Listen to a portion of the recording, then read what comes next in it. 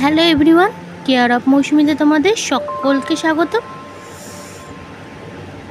তো আবারও চলে এসেছি নতুন একটা ব্লগ নিয়ে। চলো ব্লগটা শুরু করা যাক। তো এই ব্লগটা দেখতে পাচ্ছ, এই ব্লগটা অনেক দিনকার পুরনো, শ্যুট করেছিলাম।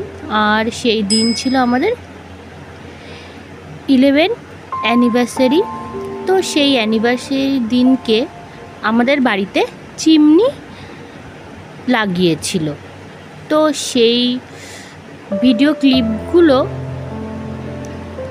আমি তুলেছিলাম।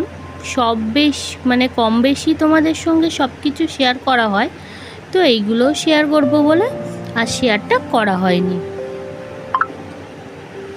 যে কোনো কারণে হোক এডিটিংটা করে আমি রেখে দিয়েছিলাম, বাট ভয়েসও দেওয়া হয়নি আর তোমাদের সঙ্গে শেয়ারও করা হয়নি। তো এই রান্নাঘরটা ডুগ্গু হওয়ার আগে, তো রান্নাঘরটা করে কমপ্লিট করে রেখেছিল, তাও অর্ধেক কমপ্লিট হয়ে রয়েছে। তার কারণ এখনও অনেক কিছু বাকি আছে রান্নাঘরটা। কিন্তু যা গরমের মধ্যে ওই ছোট্ট একটা রান্নাঘরে রান্না করা অসম্ভব ব্যাপার হয়ে গেছিল। তো অফারে ছিল চিমনিটা, নিয়েও নেওয়া হয়েছিল। আর মা এদিকে রান্নাঘরটা পরিষ্কার করছিল। আর যেহেতু আমাদের দোকান নিচ্ছে, সেই জন্য পোকা মাকড় আরশোলা ইঁদুর এগুলো তো থাকবেই। তো এই রান্নাঘরটা ভালো করে পরিষ্কার করে চক দিয়ে দিচ্ছিল। আর এই দেখো ডুগ্গু কীরকম জ্বালাতন করছে।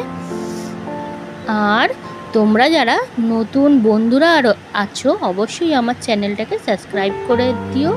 আর যারা ফেসবুক পেজ থেকে দেখছো অবশ্যই আমার পেজটাকে লাইক আর ফলো করে দিও।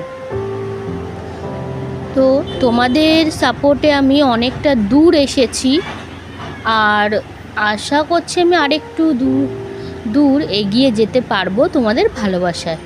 আর আমি যখন ভয়েস দিই, আমার বেডরুমটা পুরো রাস্তার ধারে, ওই জন্যে সব গাড়ি ঘোড়া গেলে সব শোনা যায়। আলাদা করে কোথায় আর ভয়েস দেবো। তো দুপুরবেলা বসে বসেই ভয়েসটা দিই, তো সেই জন্যে গাড়ি ঘোড়াও যায়, আরও বেশি শব্দগুলো আসে। তো তোমরা একটুখানি অ্যাডজাস্ট করে নিও।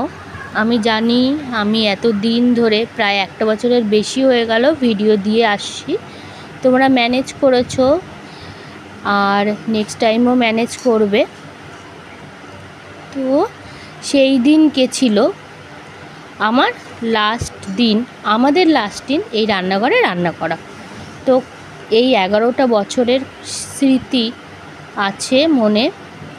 এখানেই দাঁড়িয়ে দাঁড়িয়ে শিখেছি রান্না। মা রান্না করতো, দেখতাম, মা বলে বলে দিত।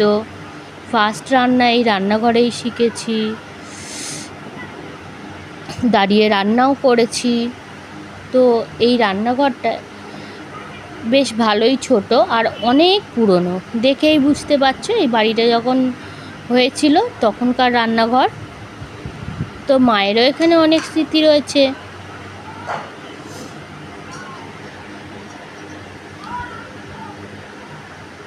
তো মা বলল যে তুমি রাতের রান্নাটা করে নাও, আর আমি এদিকে পরিষ্কার করে নিচ্ছি। আর রান্না ওইদিকে আমাদের হয়ে গেছে, মা পরিষ্কার করে নিচ্ছিল। আর এই ব্লগটা দেখছো তার পরের দিনকার। তো বাম্বি ডুগ্গু সবাই মিলে বসে শাক ছাড়াচ্ছে। তো রান্না হবে,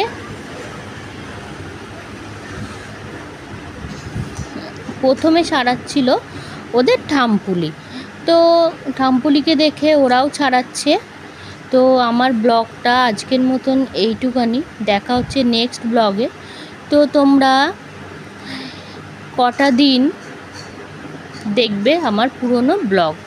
তো আরও ব্লগ আসতে চলেছে, পুরনো ব্লগ, নতুন ব্লগ আর দেবো না। হ্যাঁ, মাঝখানে মেলায় যাওয়ার কথা রয়েছে, তো মেলায় যদি যাই ওই মেলার ব্লগটা ছাড়বো। তো এখানেই শেষ করলাম আজকের মতন।